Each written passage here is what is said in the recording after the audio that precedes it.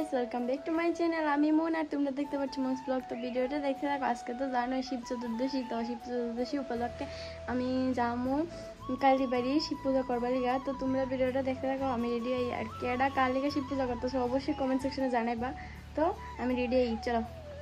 তো guys finally আমি ready হয়ে গেছি, কেমন লাগতেছে আমার অবশ্যই কমেন্ট সেকশনে জানাইবা। তো চলো এখন যাবো কালীবাড়ি।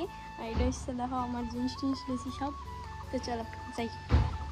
তো গাইস কালীবাড়ি আয়াসের ডাইরেক্ট মন্দিরে না ঢুকা আমি গেছি গা মিষ্টি আনতাম, কারণ ভোগ দেওয়া লাগবো। তো মিষ্টি আইন না সেটা মন্দিরে যে সময় ঢুকছি মাথার তারটা গাইস কিদা কইতাম পুরা ছিঁড়া গেছে গা, মাথাটা পুরা ছাপ্পান্ন হয়ে গেছে গা। কারণ এত মানুষ, আমার তো মাথাটা এত গরম হইতেছিল, এত বড় লাইন, এত ভিড়, কেমনি আজকে ভাই যে আজকে কি আদৌ ভোলানাথের মাথায় জল ঢালতে পারুম, এই চিন্তাই আসলো।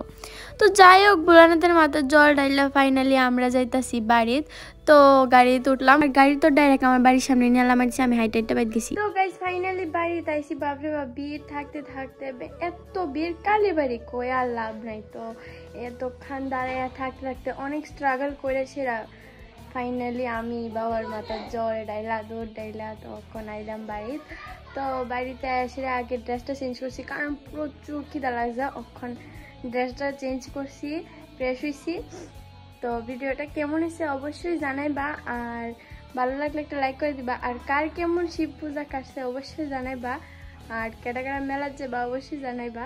তো ভালো লাগলে লাইক করে দিবা। টাটা।